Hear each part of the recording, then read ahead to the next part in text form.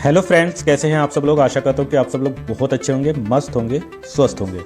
दोस्तों, आज की वीडियो में मैं आपको राजस्थान कर्मचारी चयन बोर्ड जयपुर द्वारा जो ग्रुप डी की चतुर्थ श्रेणी की जो भर्तियां निकाली गई है, सीधी भर्ती, उसके बारे में विस्तार से बताने वाला हूँ। अगर आप कहीं भी वीडियो स्किप करेंगे तो आप बहुत सारी बातें इसमें नहीं सुन पाएंगे, नहीं जान पाएंगे। इसलिए फिर आप कमेंट में कहेंगे कि ये कैसे, तो मैं उसका जवाब भी नहीं दे पाऊंगा।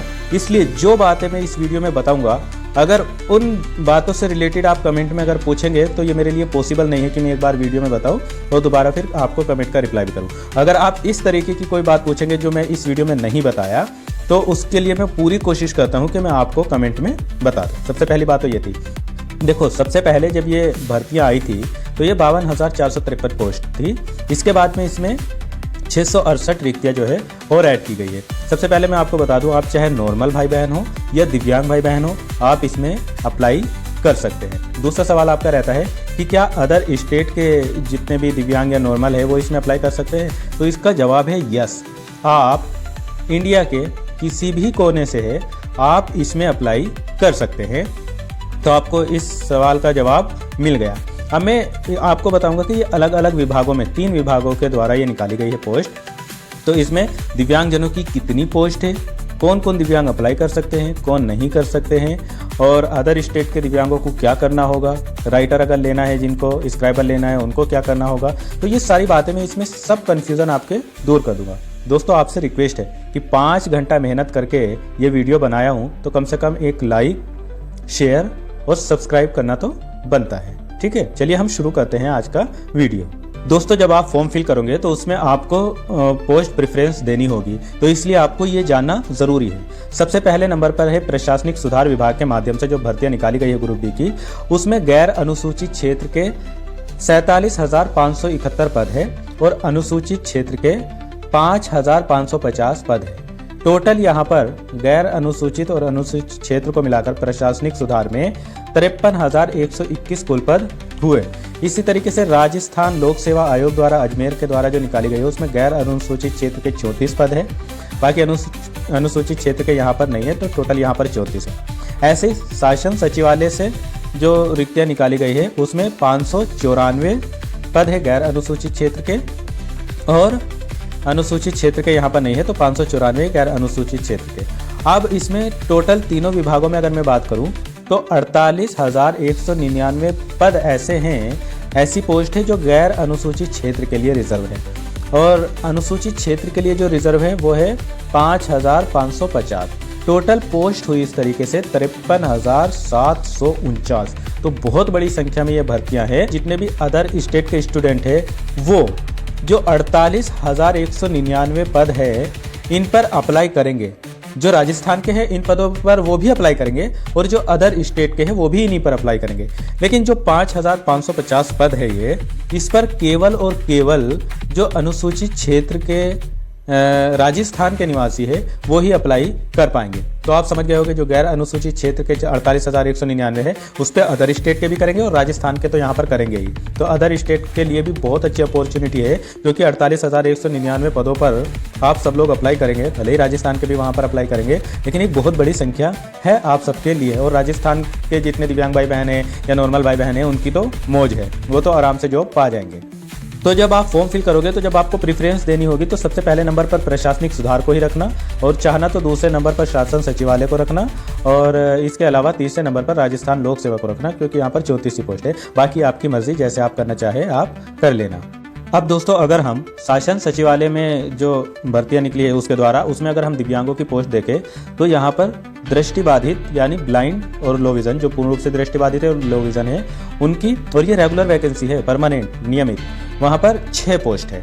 ऐसे मूक बधिर HI वाले जो हियरिंग वाले हैं, उनकी भी 6 पोस्ट है, और अस्थि विकृत यानी LD और CP वाले जो है, लोकोमोटर डिसेबल्ड वाले हैं, उनकी भी 6 है। और इसके अलावा ID और MI मल्टीपल इलनेस और स्पेसिफिक लर्निंग और ऑटिज्म वालों की भी यहाँ पर 6 पोस्ट है। अब अगला विभाग है अधीनस्थ विभागों के अंतर्गत जो निकली हुई है, इसमें सबसे ज़्यादा पोस्ट है। सबसे पहले गैर अनुसूचित क्षेत्र की देख लीजिए, जिस पे अदर स्टेट के भी अप्लाई कर पाएंगे। इसमें दिव्यांगों की अगर हम बात करें तो जो रेगुलर वैकेंसी है और इसमें कुछ पोस्ट बैकलॉग की भी है, वो मैं ऐड करके बता दूंगा।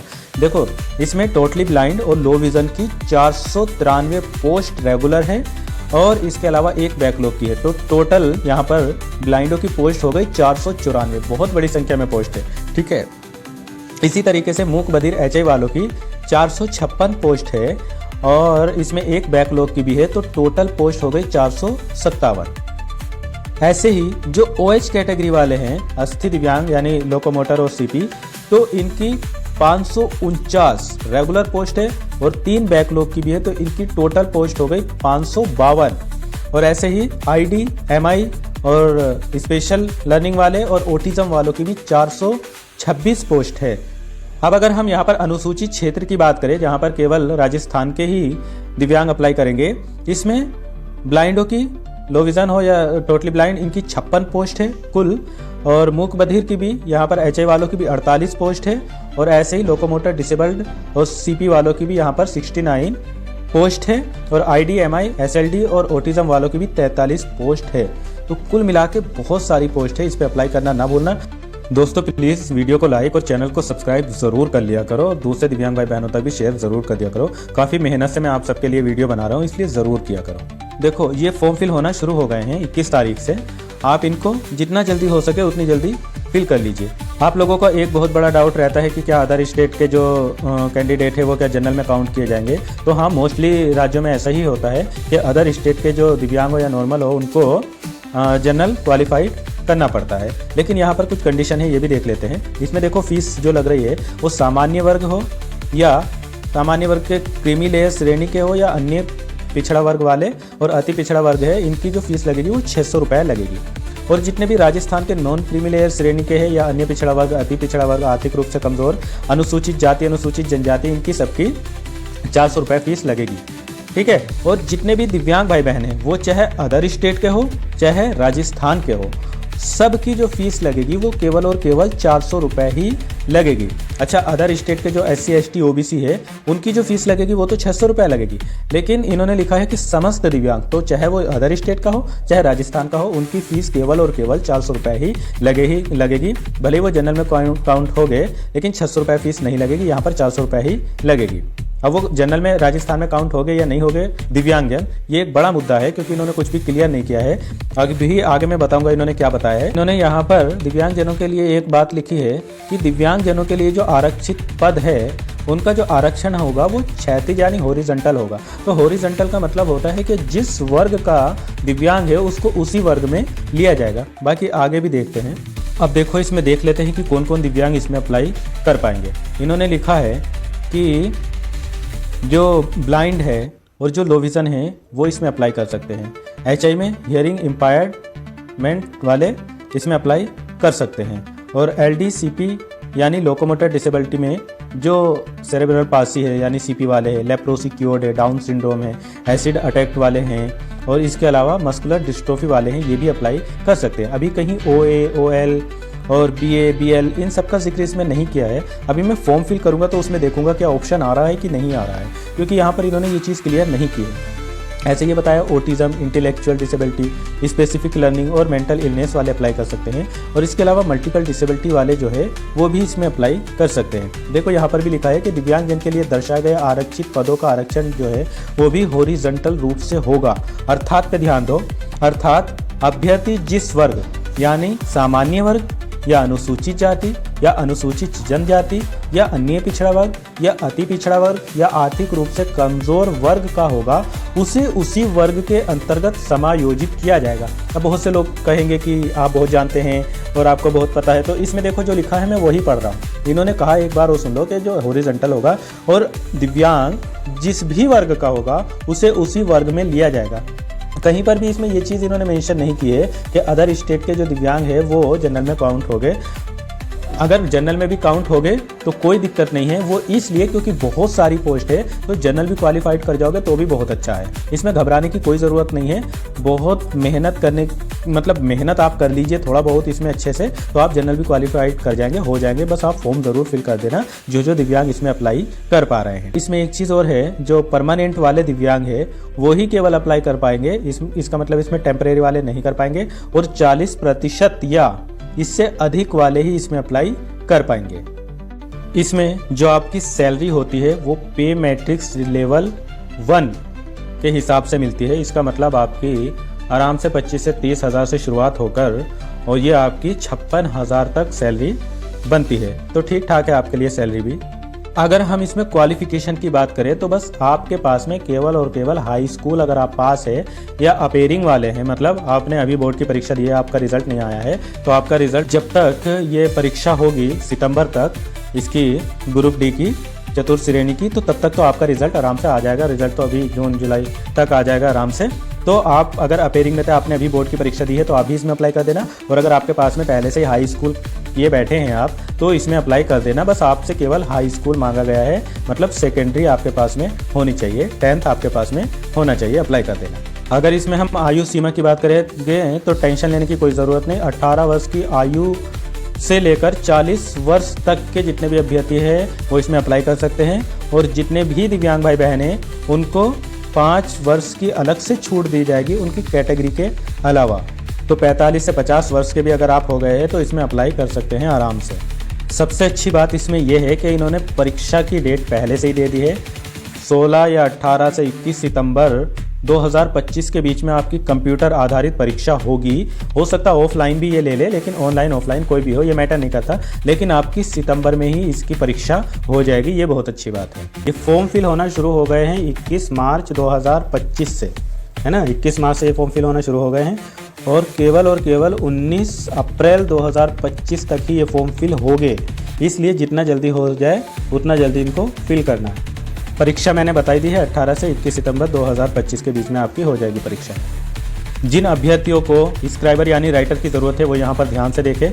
इन्होंने लिखा है जिनको यहाँ पर राइटर दिया जाएगा, जो नेत्रहीन हैं, जिनको देखने में प्रॉब्लम है या लो विज़न है, या और 40% है, और इसके अलावा या शारीरिक रूप से जिनके बाँह कटी हुई है, मतलब हाथ कटे हुए हैं या उंगली कटी हुई है, उनको लिखने में प्रॉब्लम है, उनको श्रुत लेखक उपलब्ध कराया जाएगा। परंतु अचानक दुर्घटनावश लेखन कार्य से अस्थायी रूप से असमर्थ हुए अभ्यर्थियों को यह सुविधा नहीं दी जाएगी। श्रुत लेखक उपलब्ध कराने हेतु ऐसे परीक्षार्थी प्रवेश पत्र प्राप्त होते ही, ध्यान से देखो, वांछित चिकित्सा प्रमाण पत्र सहित बोर्ड को सूचित करेंगे एवं परीक्षा प्रारंभ होने के कम से कम 2 दिवस पूर्व आवंटित परीक्षा केंद्र के केंद्राधीक्षक के समक्ष उपस्थित होकर वांछित चिकित्सा प्रमाण पत्र सहित श्रुत लेखक की व्यवस्था हेतु अनुरोध करेंगे, और प्रमाण पत्र की स्वप्रमाणित एवं प्रति केंद्राधीक्षक को भी दी जाएगी। साथ ही बोर्ड की वेबसाइट पर जो इनके नियम है वो भी ज़रूर देख लेंगे। इसका मतलब जो ब्लाइंड है और जो लो विज़न वाले हैं या जिनके हाथ में लिखने में दिक्कत है, लिख नहीं पाएंगे, उंगलियां वगैरह कटी हुई है, तो उनको यहाँ पर लेखक दिया जाएगा, राइटर दिया जाएगा। आपको 2 दिन पहले वहाँ पर उपस्थित होना पड़ेगा जब आपका एडमिट कार्ड आ जाएगा, जहाँ भी आपका एग्ज़ाम सेंटर पड़ेगा। ये बात ध्यान रखना। आप इंडिया के किसी कोने से भी फॉर्म भरें, लेकिन आपको एग्ज़ाम देने के लिए राजस्थान ही जाना होगा। सेंटर जो पड़ेगा आपका वो राजस्थान में ही पड़ेगा। परीक्षा का सिलेबस क्या रहेगा वो भी 1 मिनट के लिए देख लो। देखो, सामान्य हिंदी 30 नंबर की आएगी, सामान्य अंग्रेजी 15 नंबर की आएगी, सामान्य ज्ञान के 50 क्वेश्चन आएंगे, जिसमें भूगोल के 10, इतिहास, कला एवं संस्कृति राजस्थान के 10, भारतीय संविधान राजस्थान राज्य के विशेष संदर्भ में राजनीतिक एवं प्रशासनिक व्यवस्था के 10, सामान्य विज्ञान से 5 और समसामयिक घटनाओं से 10 प्रश्न पूछे जाएंगे, बेसिक कंप्यूटर से 5 प्रश्न पूछे जाएंगे और सामान्य गणित से भी 25 प्रश्न पूछे जाएंगे। इस तरीके से टोटल जो प्रश्न होंगे वो 120, और आपको 2 घंटे का समय मिलेगा। जो राइटर वगैरह लेंगे उनको एक्स्ट्रा टाइम दिया जाएगा, और इसमें आपके मैक्सिमम मार्क्स जो रहेंगे वो 200 यानी 200 रहेंगे। मैंने क्वेश्चन बताया ही 120 रहेंगे, और टाइम आपको दिया ही जाएगा 2 घंटे का। और एक बात और ध्यान रख लेना कि निगेटिव मार्किंग इसमें रहेगी।